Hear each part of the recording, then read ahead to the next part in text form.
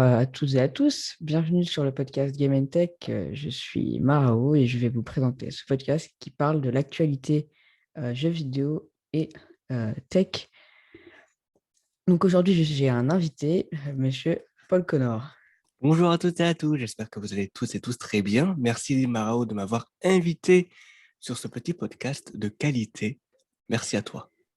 Oui, merci à toi d'avoir accepté l'invitation et d'être venu. Donc sur ce podcast, aujourd'hui, nous allons parler de l'E3, donc le grand événement jeux vidéo Mhm. où les studios présentent leurs nouveaux jeux.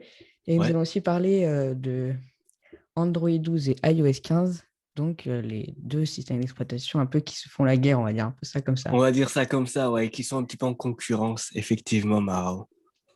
Et donc, Paul Connor, lui, a des préférences pour Android et moi des préférences pour iOS.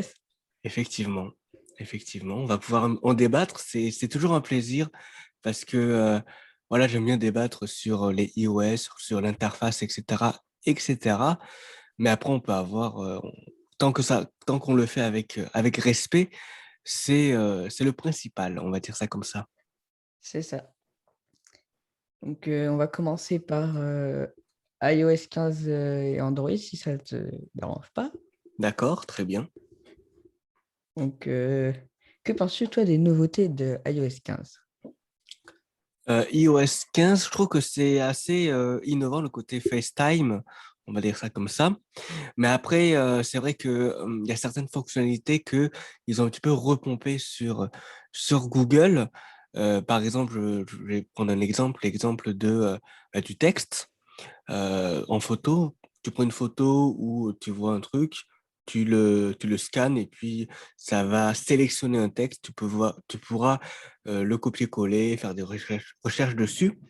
Et du coup, ça, c'était, Google l'avait déjà fait avant. Après, je pense que Google, c'est un petit peu les précurseurs, on va dire ça, de cette. Ils sont un petit peu innovants, c'est les innovateurs, on va dire ça comme ça. Par contre, ce que pas je reproche à Apple, mais ce que j'admire chez Apple, c'est que, en fait, ils sortent les mêmes fonctionnalités que Google, mais je pense que c'est beaucoup plus peaufiné, en fait, on va dire ça comme ça, plus pour le confort utilisateur, je trouve. Voilà. Oui, je suis un peu d'accord avec toi, je suis d'accord. Et en plus, ce que je trouve dommage avec Apple, c'est que sur les appareils, même les anciens appareils, en fait, même s'ils distribuent les mises à jour, par exemple, Mhm. là, du coup, iOS 15, c'est de l'iPhone 6S et SE de première génération jusqu'au dernier, donc Ouais. l'iPhone 13 en fin d'année. Par exemple, moi, mon iPhone 7, j'ai installé la bêta développeur d'iOS 15 parce que j'étais très impatient. Et donc, en Mhm. la testant, je me suis rendu compte que LiveText n'est pas disponible sur les iPhone 7. C'est à partir de l'iPhone X, je crois, ou même, je ne suis même pas sûr Ah que bon? l'iPhone X est disponible, car c'est une puce spéciale, la Neural Engine, je crois, Mhm. qui permet de faire ça sur donc les appareils Apple.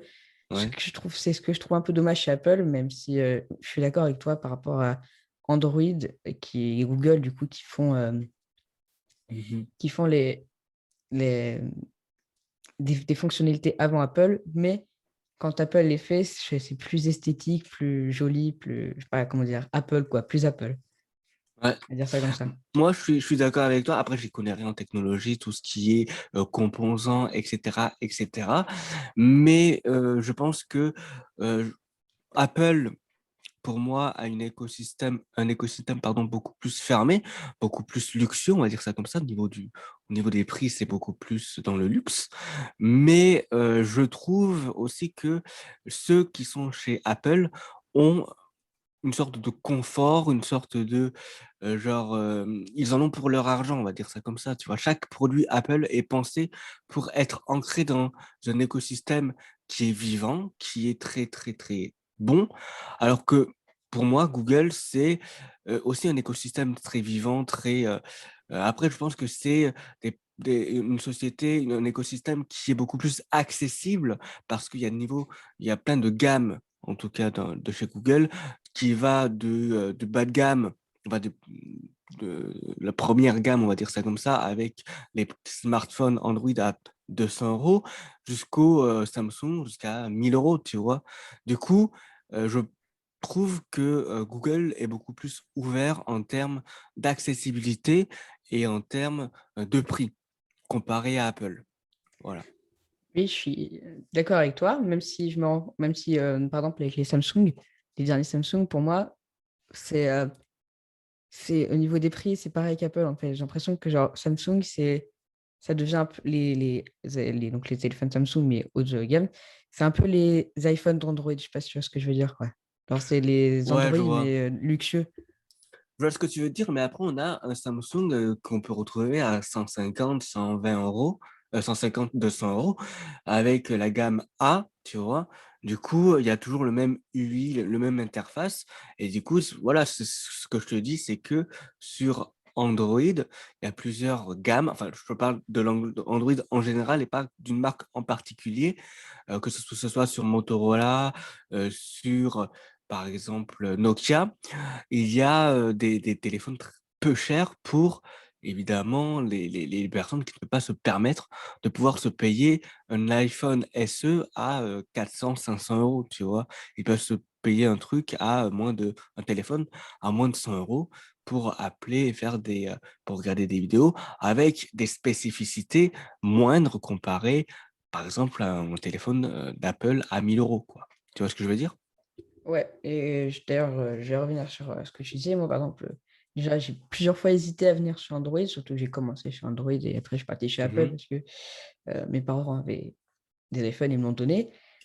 Mais j'ai vu une vidéo hier, je crois, Realme, tu vois, la marque Realme, Ouais. mais le plus haut de gamme de Realme, c'était le Realme GT, je crois son nom.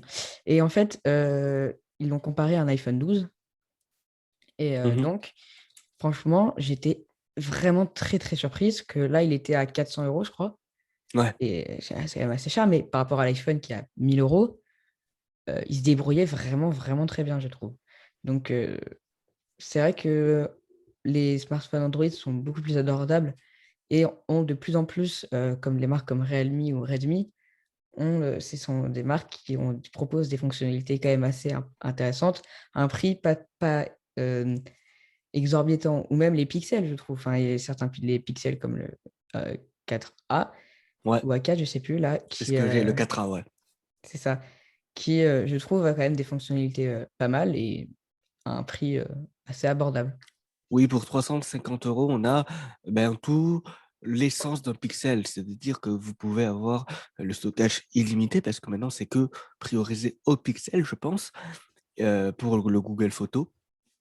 Et du coup, je te rejoins réellement sur, eh bien, la marque Mi ou Xiaomi ou Realme parce que en fait, cette marque, c'est de la marque chinoise et du coup, ils donnent toutes les performances maximum qu'on peut retrouver dans un, smartphone par exemple haut de gamme, dans un prix moindre ou à moitié prix. Du coup, ça, c'est vraiment un point à ne pas négliger parce que c'est vraiment quelque chose qui est, bah, je trouve une force de la part de l'écosystème Android. Voilà. Oui, oui, totalement d'accord avec toi. Et puis, j'ai suivi un peu l'actualité d'Android 12 Mmh. aussi. Et franchement, Google, je trouve qu'ils font des choses très intéressantes avec Android 12. Ils le rendent plus esthétique avec pas mal de bords arrondis qui font un peu penser à Apple sur certains points.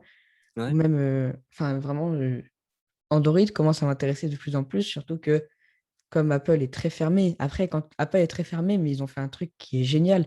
C'est l'écosystème tout entier. Ouais, quand tu as un Mac, quand tu as un Mac, un iPad et un Apple Watch et un iPhone, tu as vraiment un combo pour moi parfait. Le Mac, tu peux. euh, et quelque chose de très intéressant. Par exemple, moi, quand je fais des vidéos, je filme avec mon iPhone qui filme en 4K ou même en Full HD, qui fait des vidéos de très bonne qualité. Et il y a une fonctionnalité qui est AirDrop et que je trouve très intéressante. Même Mmh. si je crois qu'il commence à y avoir aussi sur Android cette fonctionnalité, si j'ai bien compris. Oui, oui, il y a pas mal de fonctionnalités que re qui, dont iPhone et bah, qu'Android développe de plus en plus pour avoir une certaine symbiose avec leur écosystème. Voilà. Ouais. Ou par exemple aussi entre Mac et iPad qui commence à se rapprocher énormément. Ou par exemple, il existait déjà une fonctionnalité qui s'appelle Sidecar.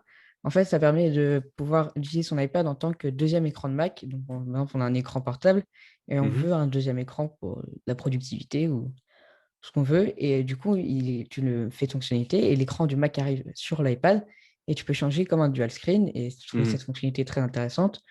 Ou aussi là, avec avec le dernier macOS, Universal Control, je crois que ça s'appelle comme ça, où ça Ouais. permet de changer entre un Mac et un iPad très simplement en utilisant par exemple le clavier et le trackpad du Mac pour aller utiliser son iPad juste en bougeant et en arrivant sur la page de l'iPad et pouvoir transférer les fichiers très rapidement.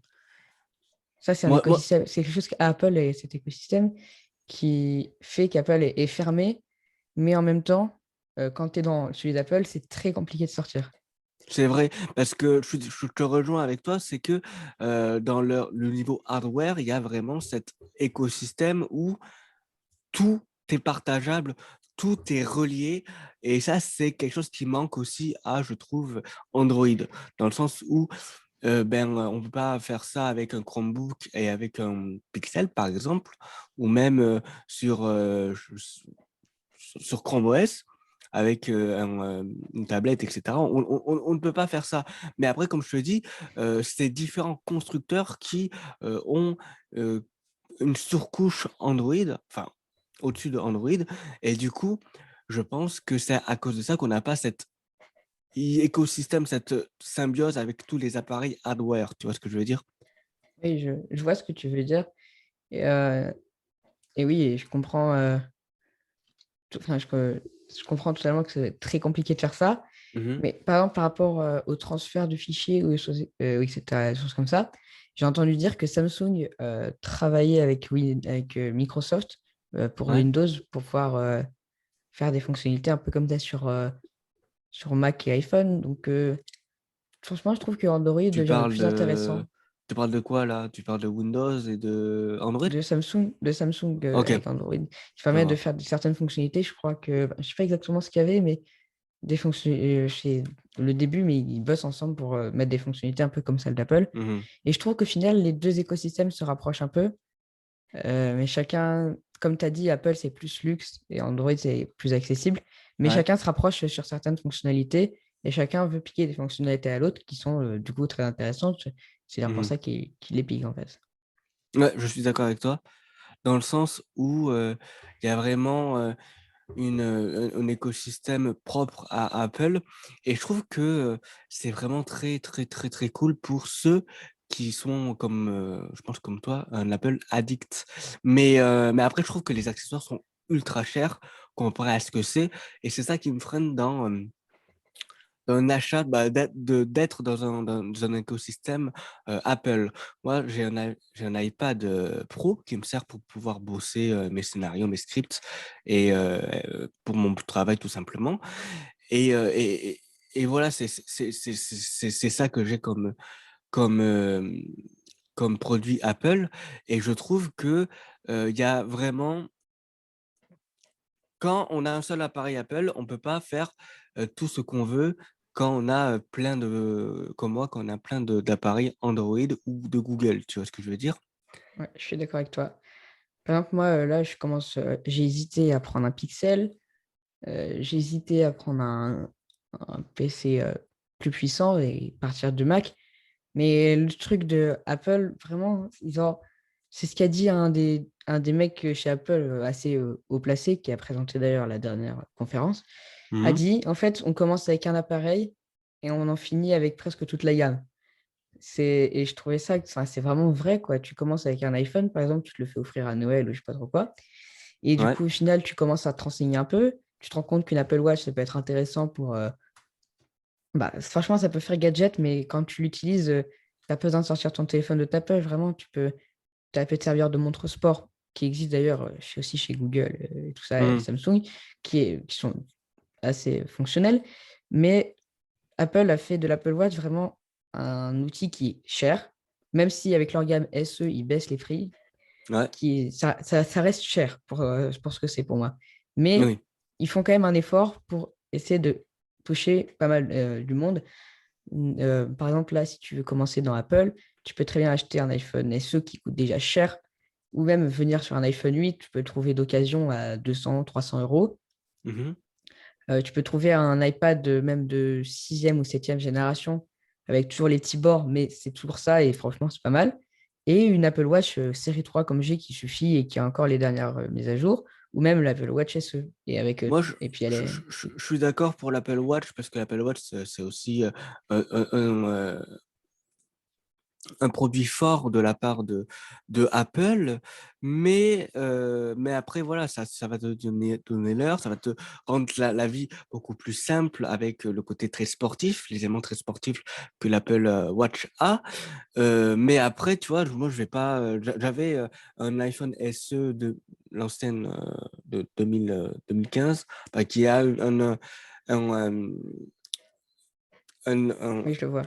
un truc beaucoup plus sur, l'iPhone 5, je pense, qui était Ouais, vraiment, très, très 5C cool. S.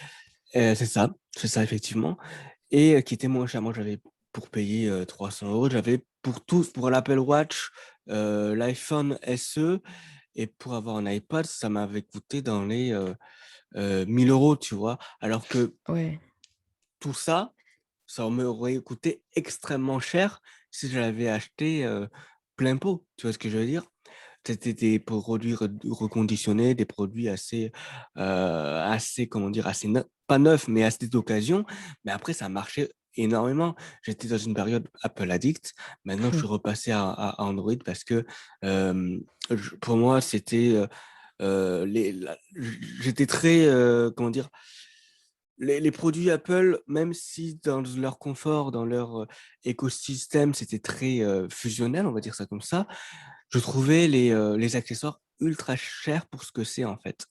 Et du coup, c'est ouais, pour je suis ça que d'accord. je suis, parce que j'étais étudiant et cetera, c'est pour ça que je suis retourné chez Android, en fait, qui était beaucoup plus accessible. Du coup, voilà. Bah, je suis totalement d'accord. Moi, mes premiers appareils Apple, le premier, c'était un iPhone, le 5C de ma mamie, qui maintenant coûte, tu peux le trouver à 60 balles Ouais. dans un magasin d'occasion.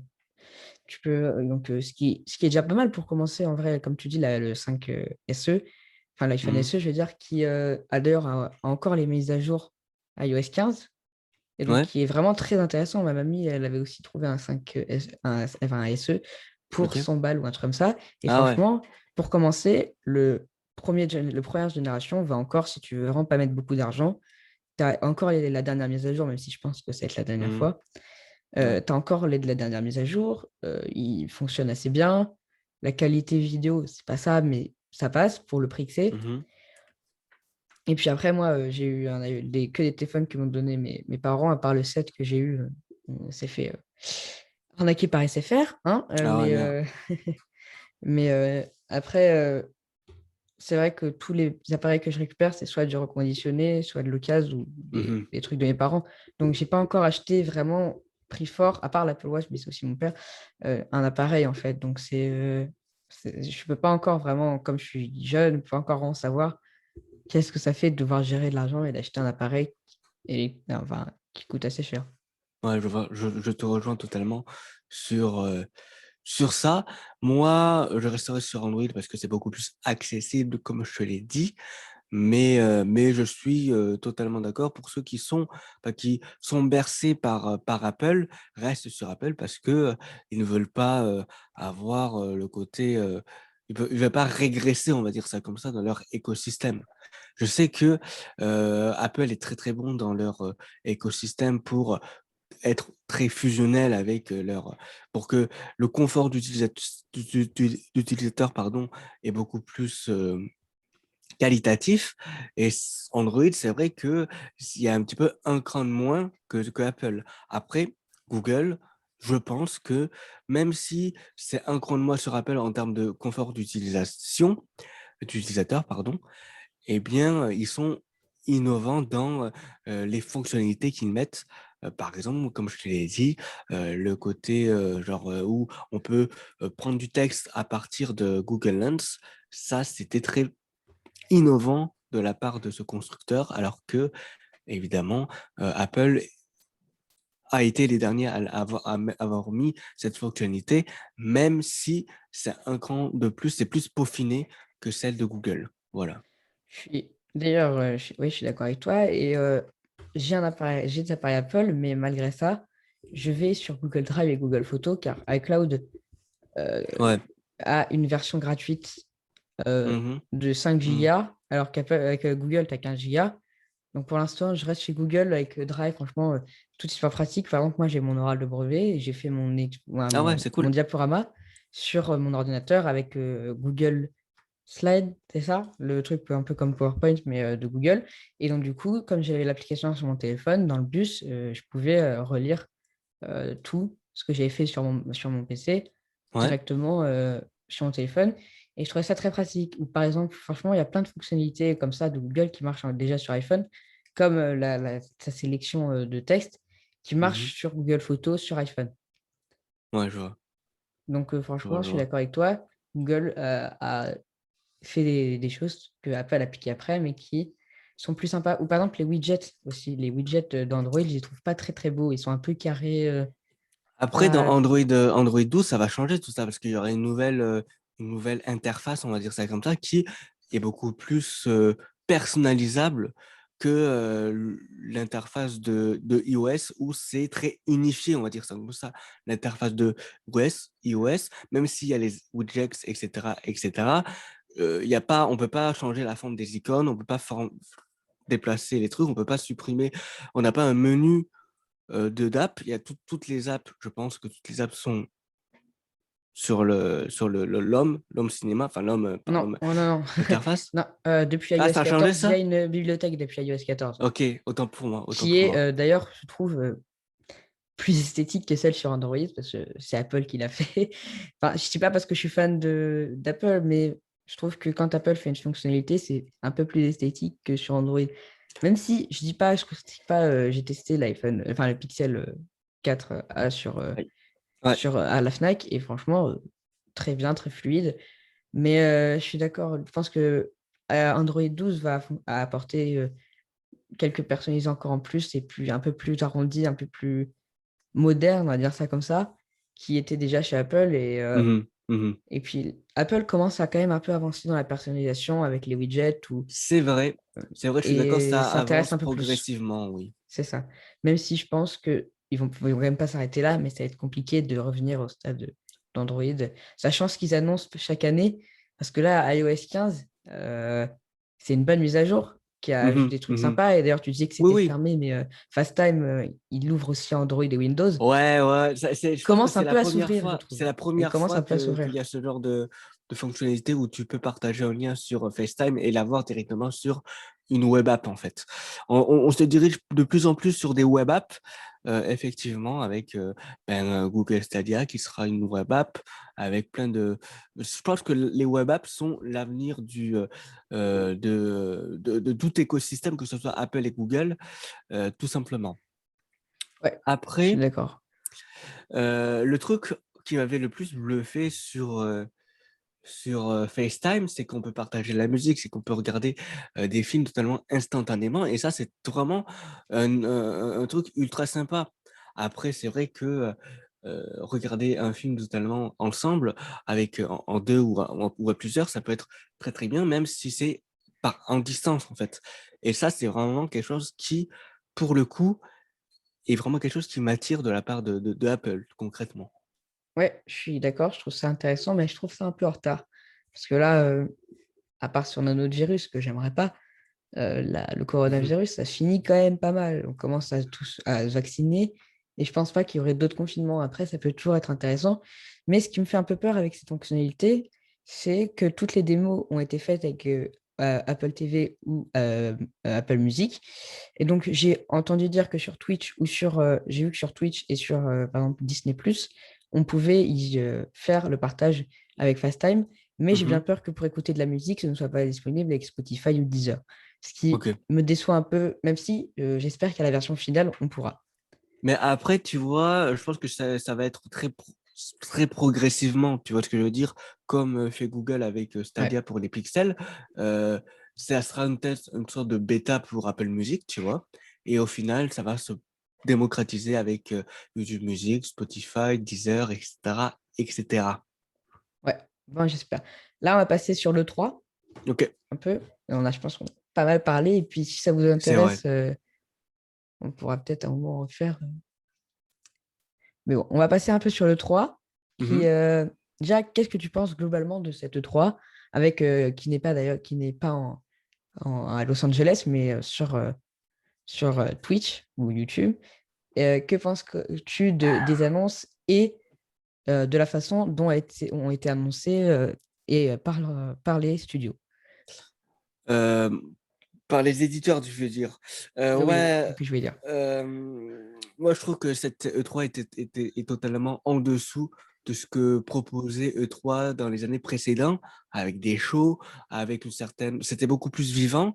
Là, il y avait un manque de contenu, un manque de hype, et les attentes qu'on avait étaient totalement dévastées par la conférence de Capcom, par la conférence évidemment de Square Enix, par la conférence euh, de pas mal d'éditeurs, mais certains éditeurs ont finalement beaucoup plus géré, par exemple, on va parler de Nintendo, d'Xbox et de Ubisoft. Je pense que c'est les trois éditeurs qui ont finalement réussi à avoir le côté, je pense, fierté des joueurs où les joueurs étaient très contents de ces conférences.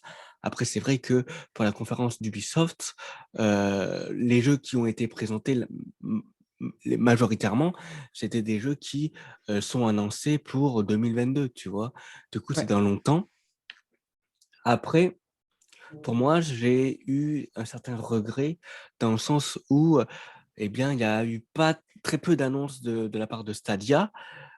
Mais Ouais. Ubisoft a vraiment sauvé les meubles Ouais. concernant ben, la plateforme de Stadia. Voilà. Ouais. Ubisoft, sauveur de Stadia et grand partenaire de Stadia, surtout depuis Ubisoft Plus, là, pour les nouveaux jeux. Franchement, Ubisoft, ils croient Mhm. au cloud gaming, je trouve. C'est vrai, Ils ouais. de mettre tous leurs jeux sur GeForce Now, ils mettent plein de jeux sur Stadia. Enfin, franchement, je trouve qu'Ubisoft, c'est un studio qui croit vraiment pas mal au cloud gaming par rapport à d'autres studios comme Rockstar, je trouve, qui s'intéressent à Stadia quand même un peu. Mais par exemple, Mhm. GeForce Now a été complètement coupé, ou même Activision, qui est sur aucun système de cloud gaming, je crois.